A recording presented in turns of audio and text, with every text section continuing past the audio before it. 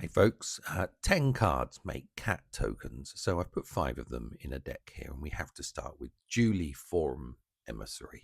So if you don't know the story, Julie71, Julie was a really significant figure in the discords, in the forums. She chatted with the developers, with all of the players, and so on.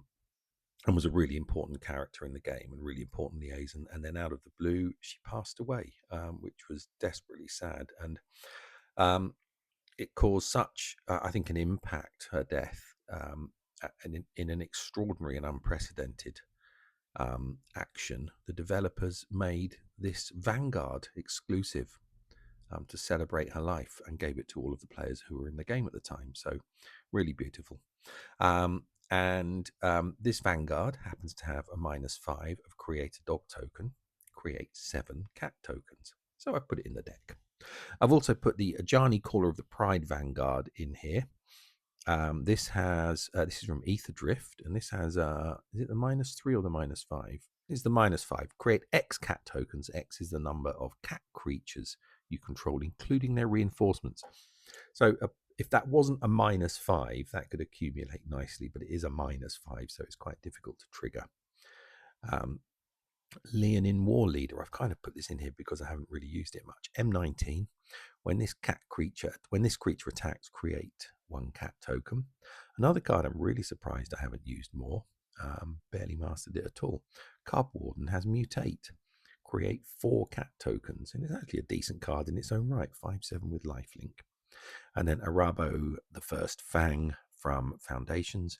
At the beginning of your turn, your cat creatures get +2/+2. And when a non-token cat creature enters the battlefield, create 2 cat tokens. So let's use that.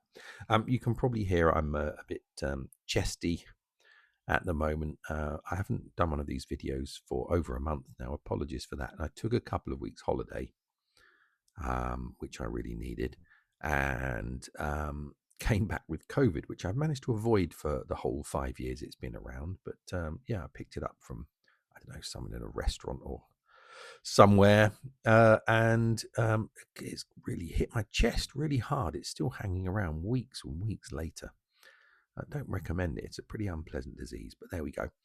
So that's why I've not been doing the videos. I haven't been able to even contemplate doing the voice on one of these videos without coughing up a lung. So hopefully I'll get through this one without spluttering and choking too much, as long as I'm not going to be shouting and getting very excited. Right, let me see. So we've played Arabo. That's triggered itself and also triggered the event support. And we've got some of our Vanguards down, which is really neat. So just to explain what happened with why we've got 4 cat tokens there and why our cat's just got +2/+2. So Arabo, whatever.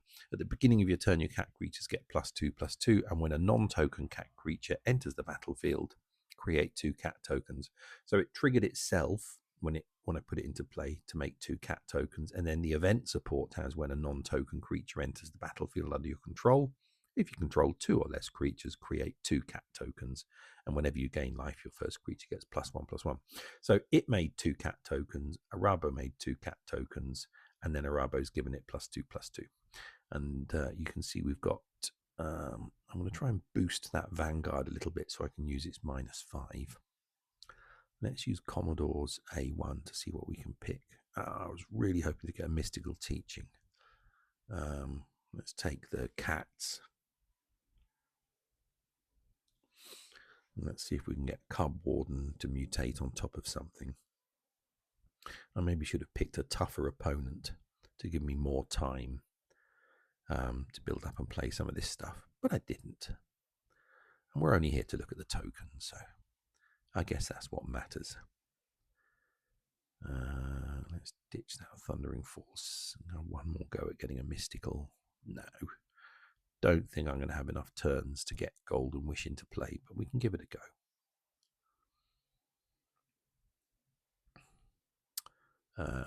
No. Let's concentrate on getting the Cub Warden into play. I think I'm just going to have to sacrifice the idea of triggering those Vanguards. Yeah. Oh, lucky red. Green doesn't give me much. We hit mutate, it automatically selects the only non-token creature. So the mutation creates 4 cats, which also reinforces a Rabo, which creates 2 more, which triggers the event support to create 2 more. So we've got 8 cat tokens out of that one play. And as you can see, my opponent's going to be very dead next turn. So I think that's enough. We'll stop and have a look at the creature token when we get around to our turn.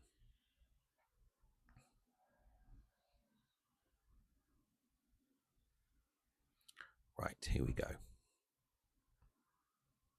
We've drawn yet another Thundering Falls. Not helpful. Right, there's the cat token. So it's rare. It has lifelink. They're 1/1, but I've got a stack of 12 of them, and you've seen they've had a couple of different boosts. So Arabo has given it +2/+2 a few times as well. It's white and has the creature type cat. And that's it. That's all it does. I say all. I mean, I think it's a moderately stackable token. I don't think you're ever going to make 100 of them. But I've got to 12 fairly easily, partly with the boost of the event support.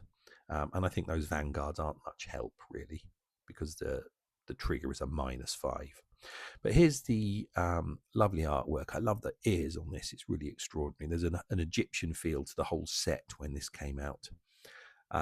This is by Philippe Berberan, who's done 2 other tokens, Corpseborn Hydra and the Dinosaur. So that's hat trick for Philippe.